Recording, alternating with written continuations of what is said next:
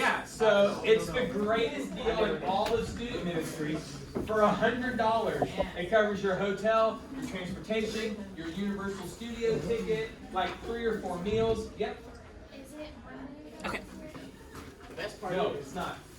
1 day of travel, 1 day at the Hard Rock, the next day at the church, the next day travel home. Like it used to be. COVID's gone. The best part is when you guys are gone. You're an idiot. So, hey, just be checking your inbox, and if you have any more questions, let me know. Number 2, where is it? Oh, our Christmas party. Did everyone get your invite via email? All right, if you didn't, email Hope and say, send me the invite. Did everyone hear me? Here's Hope. Hey! So just make sure that if you didn't get your invite to the Christmas party, we want you to come. Spouses are welcome, and we do like a white elephant. We give out our annual awards. Yeah! I got a picture of you last year. 15 minutes ago too. Oh She's like, I got the wrong one. That's all I got. You want to talk about the envelopes over Yes. So over here on the table to your left and my right, there are assorted envelopes. They are sectioned per grade and gender. So 7th grade guys, 7th grade girls, 8th grade guys, all the way through. There's about 30 envelopes. What we need for you guys to do is just write like a thank you note to a kid. You know, you can split them up amongst your team. Write a thank you note like, hey, we're so glad you're here. Thank you for coming. We really appreciate you committing your time on Sunday nights. It'll make them feel super great. Say Merry Christmas in there. You can mail it to them if you want to, or you can just stick it on the envelope and hand it to them and be like, open this when you get home. That's pretty much it. So if you are a life group team lead, go ahead and grab the packet and distribute. If your team lead isn't here, someone's going to step up and be big today. You could be a future team Peter's not here, so it might be you. leader. All right, everyone say thanks, Dawson. All right, I'm going upstairs to make sure kids don't kill each other. Hope. Can I Let's do all it give now? it for Go Hope for it. Who are you? You're looking for 9th, right? Yeah. Like, I'll do it afterwards if she leaves. I don't want to take up time. Beautiful. All right, everyone give it for Hope. Yeah! Good soup, good soup. That's all I got. Hey, before I pass the baton, everyone give it for Heather. We love you, Heather. Is there anything you guys want to talk about or ask questions for the team that we can talk about as a leadership team before I hand it off to Anna? Any questions? You guys get any needs you have? Anything you're wondering about? It's such an open, such an open question. Looks like we're good. Okay, everyone say hello, Anna. Hello, Anna. Does everyone have one of these? I don't think anyone has one. No, let me have one. Yeah, raise your hand if you need one. Here you go, here you go. And if you have a pen, you might want to get it out.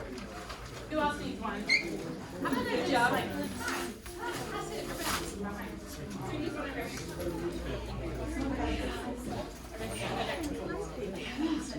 Oh, hey, you can write with that. There you go. If you try hard enough, there you go. Alright, cool. Okay, I think everybody has one.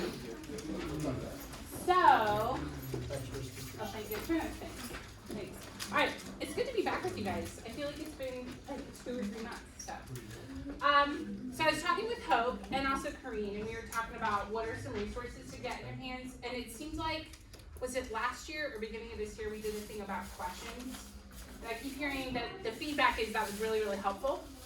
So I was creating a workbook for actual work Wednesday, and I was like, we need this in youth group. So these are actually coaching models.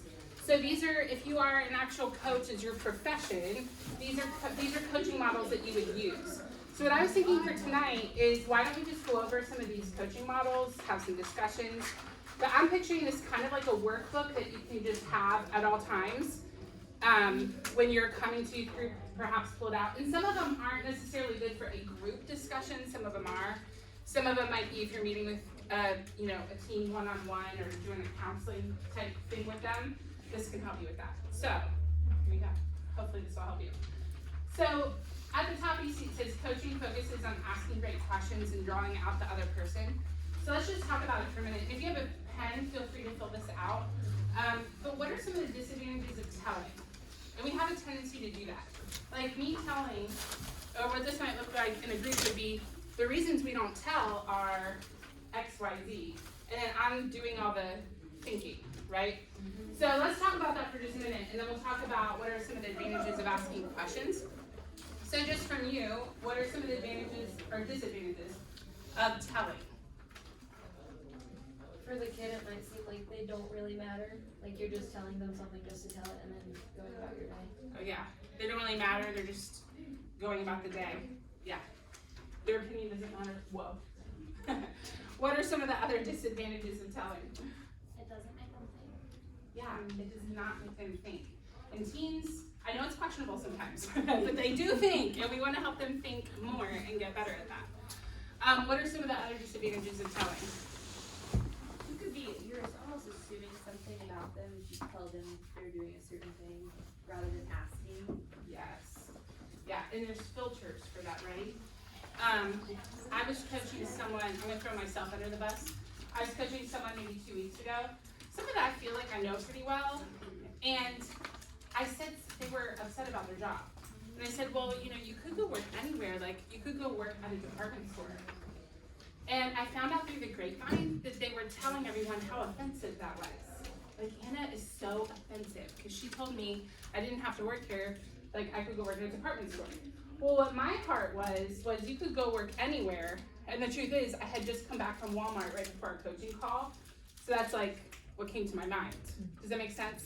But to her, she took it like, you don't think I can do anything else other than work at a department store? Which part of me is like, why are you so judgmental of department stores? But the point is, like, I told her something versus saying something like, what are your other options? Right, I told her, and then it really actually caused an issue in our coaching relationship. We had to work to fix it. So, there you go. What's another disadvantage of telling? Because we gotta, like, why does this matter?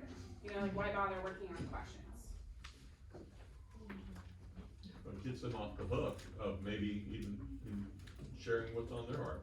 Yeah, which them sharing on their heart can give us a peek as to what's going on at home, you know, school. Like, that's very insightful for us as leaders, totally. The other thing is, remember we've talked about people don't like to be told what to do. So, what do you think you should do? They're actually gonna buy into that solution a lot more. So let's switch. What are some of the advantages of asking questions? Let's just hear a couple. And then we'll actually get into the coaching models. Kind of lets you in on what they're thinking. Yeah. Their thought processes. What's their thought process? Yeah. What else? Opens things up to them. Yeah, it opens things up to them. Yeah. I think there is a space or there is a place for authority to tell us. Yeah. And by asking questions, we put ourselves under that same authority of Scripture. So it's not like I'm the teacher, like, you know, but it's like, what is this authority telling us?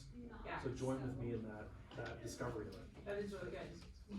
Yeah, it's almost like you're guiding them, but you're not better than them or Absolutely.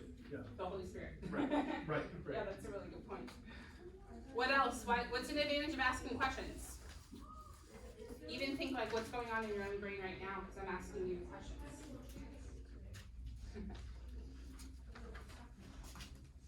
Are y'all really tired? I am. I don't know about y'all. I am very tired. Let's hear one more. You can zone out when you're being told. Yes. When you're asking questions, you have to engage in them. Yes. Definitely. You have to engage. You have to think. You're making connections. In teens, their brains are still forming, right? That's why they don't always make the best decisions. Their brains are still forming. So let's help that along by asking them some really solid questions. So let's go on to the core of quality questions. And there's not a lot to fill out here. It's mostly just coaching models. And we're not really going to go over all of them because that would be a bit of a fire hydrant. Again, the goal was put something in your hands that you can keep as a reference guide and look at frequently as you work with the kids you coach. I did not create these. I learned these when I went to a coaching, like to become a coach class. So I cannot take credit for these. And they are amazing. I've seen people have awesome takeaways and breakthroughs because of it. So if you were here before, we did open beginning, open digging, and open close. I know that's been a while and we have a bunch of new people. So let me just lay out the foundation for you of what is a good question. By the way, is it too loud with that door open? It is. Okay. I feel distracted. I will shut the door. I was leaving it open for people to know we were in here, but nobody's here. Okay. So the key to good questions, and I'm touching on it because every model that's below this is going to depend on your ability to ask good questions. So the key to a good question is to take a word they just said and throw it into your next question. So if they said school is being really challenging, what would be a good next question using their words to take it deeper? Why is school changing? Yeah, I really want to know. Yeah, she said, why is school challenging? Yeah, and you're using their words. And part of the magic is when you use their words, it builds rapport. So if two people are standing this way with their hand on their hip, that means they are likely in rapport, and it's subconscious. You don't ever do that on purpose. But just when people are kind of mirroring body image, it usually means that they're in rapport. Well, if you're using their language, it can help them really feel understood by you. It's a psychology thing, which is kind of cool. Do you want to say something? Okay. I just said, what is school? Oh, what is school? Which didn't really That could work. That's a digging question. What do you Yeah. do in school? Yeah. So anyway, digging questions, use their words.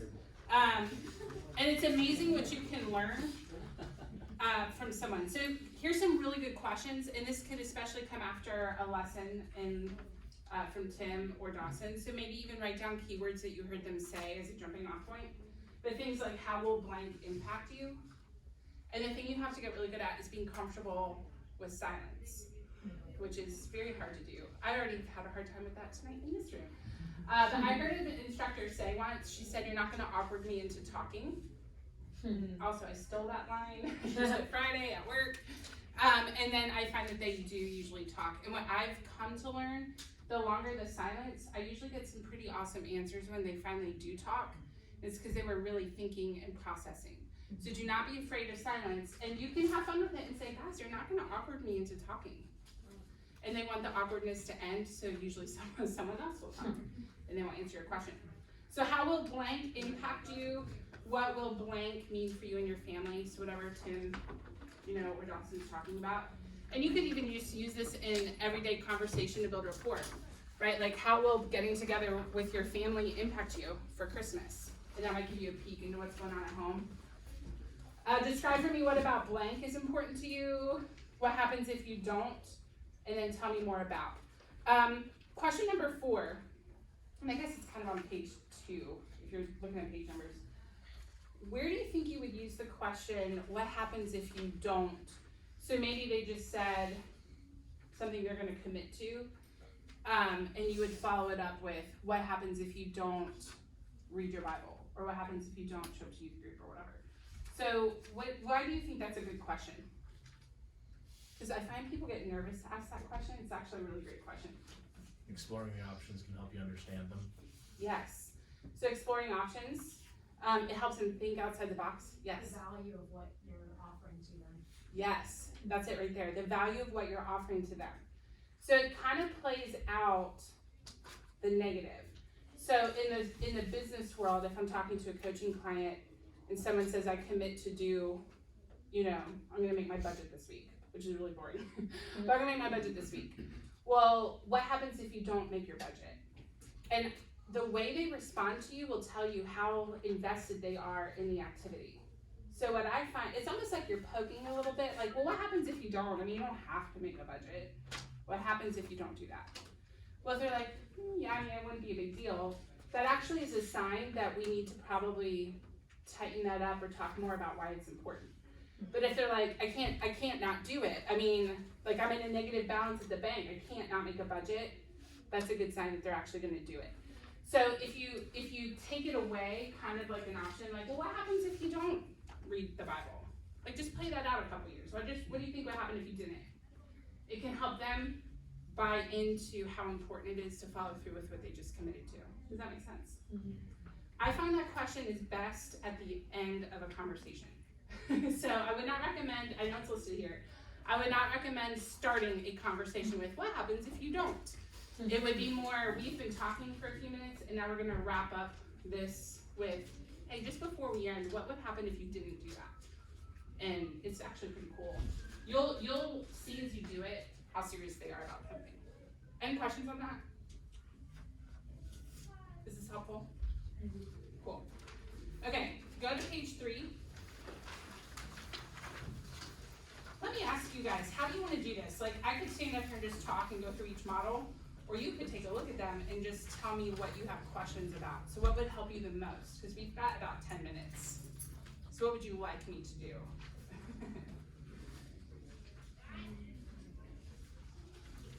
Are each of the gold items different models? Yes. Yeah, great question. So like the top of page, or yeah, I guess it's page 3, where it says the grow model, and then it has another grow model. These are all grow model ideas. And then if you go on to page 4, there's something called, why am I getting all mixed up on my pages? Okay. Creating clear action steps. It's not a model name, but it's another topic, so to speak. Yeah. Is there a model that would be most helpful for group discussion, or are they all about the same? They all actually can be great for group or individual. You kind of just have to use your emotional intelligence to know when to pull which thing depending on the conversation, you know? I've seen them work great in both, if you look at page 5, when it says when words and action don't align, let's talk about that one real quick. That one would be more individual unless a whole group did not do something, okay? And let me do the top of page 5 where it says when words and action don't align. Let me give you an example of what that would look like. Can y'all give me a scenario that would happen in a live where someone was supposed to do something and they didn't? Memorizing Bible verses. Memorizing Bible verses, okay. So, if you want to call them out, but be very respectful of them. Like when I was a high school teacher, I used to look at them and think, this person might be the next president of the United States. Like they're small right now, right? Like they're still growing. They're not an adult yet, but they could be my heart doctor someday. Like in that, like looking at them that way helped see who they were beyond who they were right now. Because it can be tough sometimes. And so you want to be very respectful, and it can really cause bitterness if you assign intention to their behavior. So let me give you an example of what not to do. So someone said they would memorize a Bible verse and they didn't.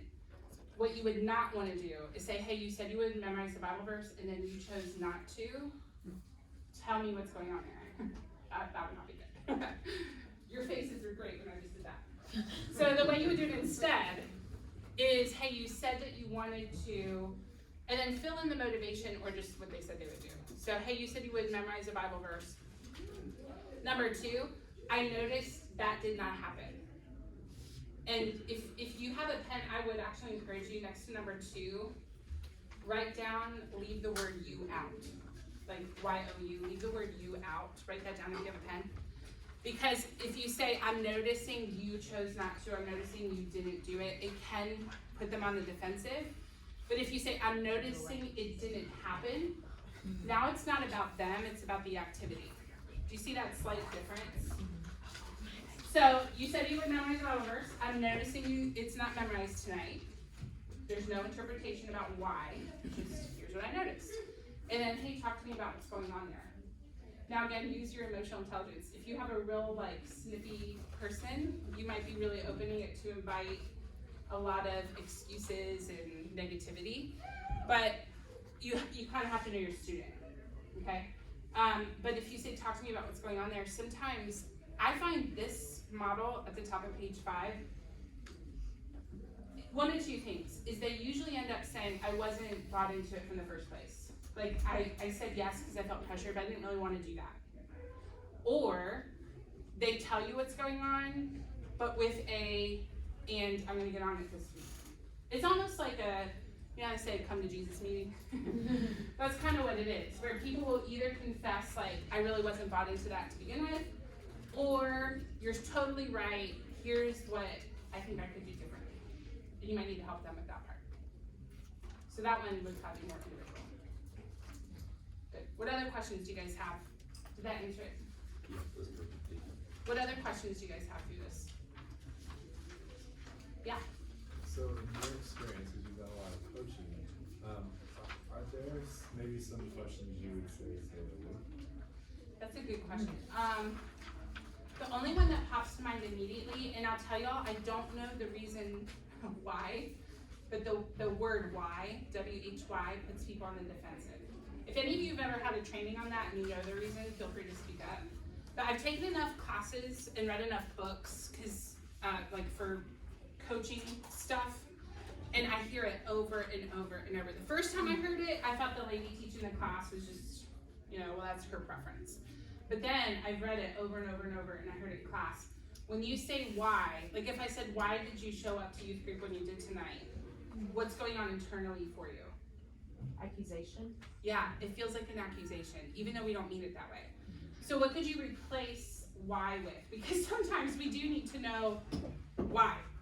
But what could you say instead of why that still gets it done?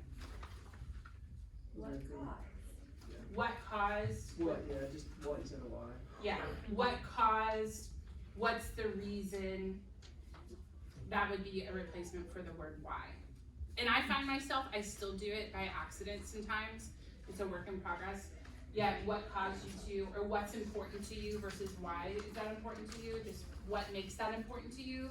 So what can usually replace why? It's weird, but it's true. Were you gonna say something? No. Okay. Well, and You looked what okay if with that. people wanna know, they gotta have their why, right? They go why they're doing something, so it's kinda different when it comes up to that. Yeah. Well, and I think too, if somebody, I think if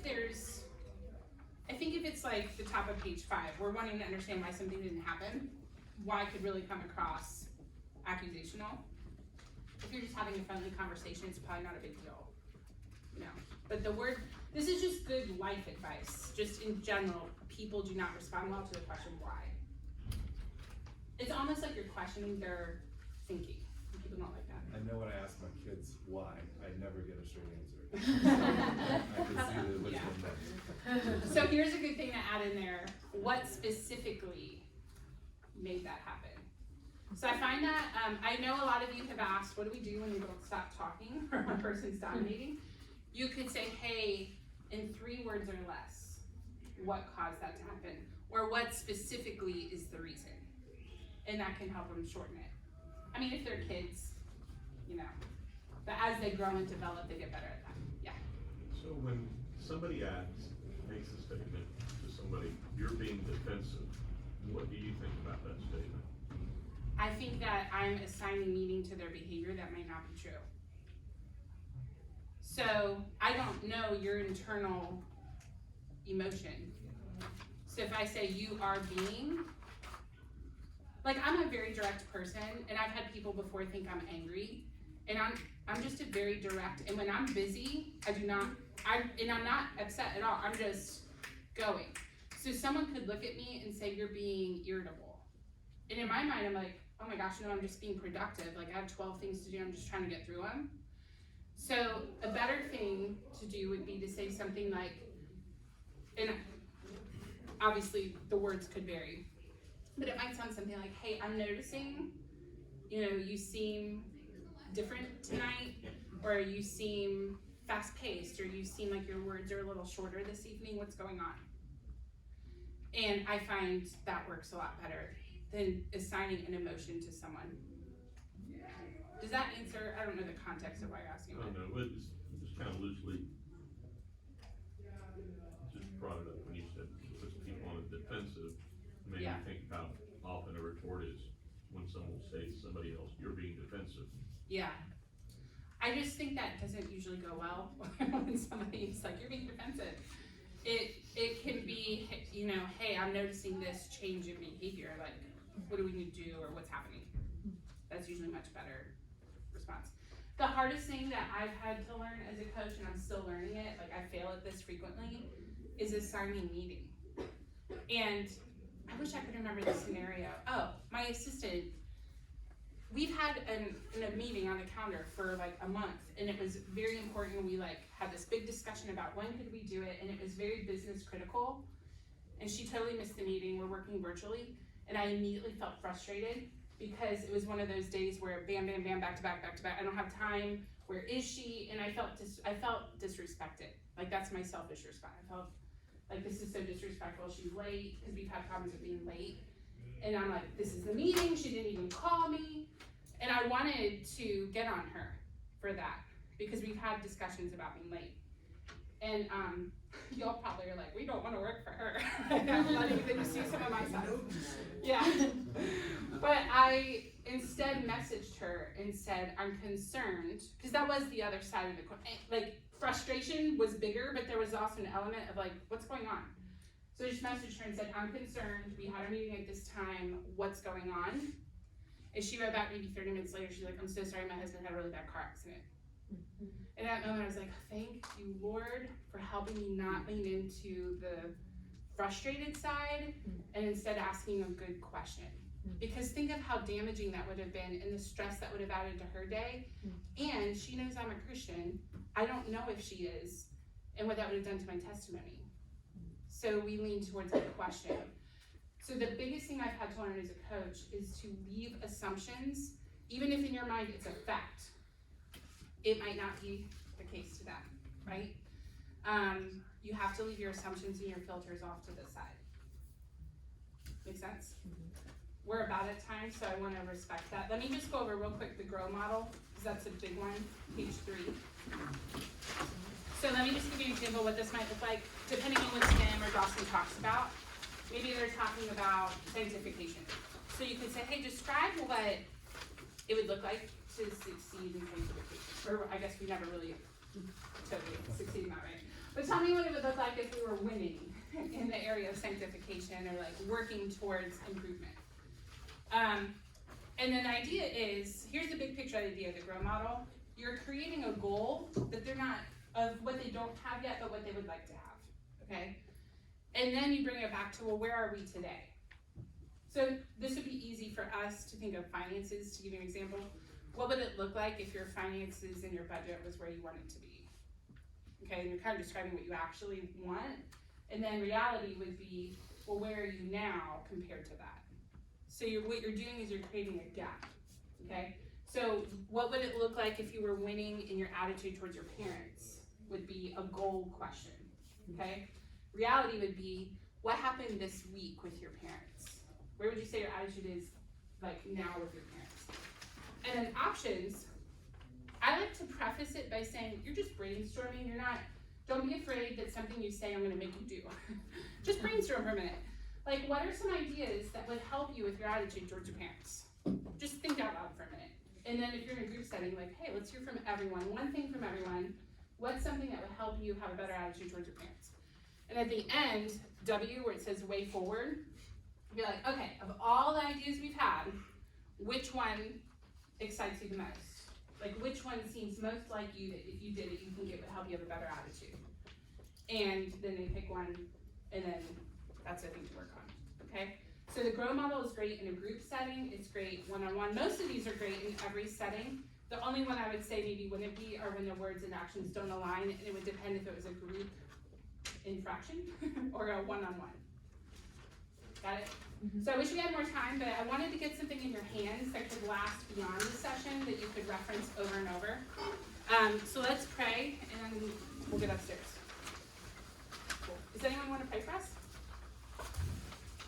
Sure, thank you. Let's pray. Father, thank you for giving Anna what she has shared with us. I pray that you give us wisdom even tonight as we go into discussions with our students. I pray that you would give us wisdom about what questions to ask, what model might be right for tonight, that we would not just think about this in this meeting, but that we take this information going forward and use it with your guidance to become even more effective leaders. Thank you for our students, Father. I pray that you would bless this evening. Again, Father, give us wisdom about what we say and who we interact with. In Jesus' name, amen. Yeah. Let me say one more thing. Thank you so much for praying. There was a coach that he's in like his 80s probably at this point, and he still coaches, and he's been coaching forever, and he's just one of the best coaches that I've ever met. And I asked him, how did you get so good at this? And he said, I mean, it's probably been 20 or 30 years that he's done this. Every Sunday night he sits down and he writes out 10 open-ended questions that he could pick from.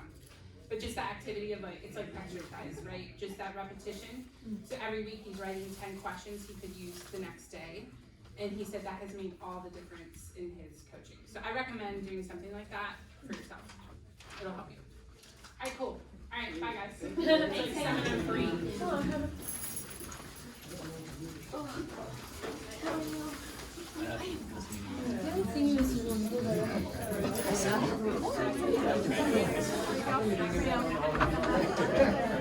You're doing well. How about yourself? Good. The date, July 16th.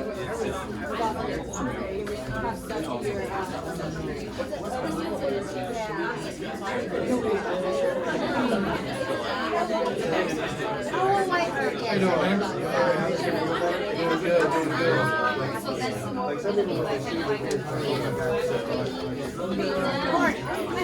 Yes, I was going to look for you, I promise. No, I know it's a crime. I love this book. Like, you said, I promise, you're my favorite. I was like, I'm going to be that person that's like, pretty much my back. And I was like, don't worry about it. Yeah. Like, to know what we're going to be reading. I don't know, but Mark's not here, so should we take these? Does it get lost? Oh, I did. I gotta go, Sarah. They don't have individual names.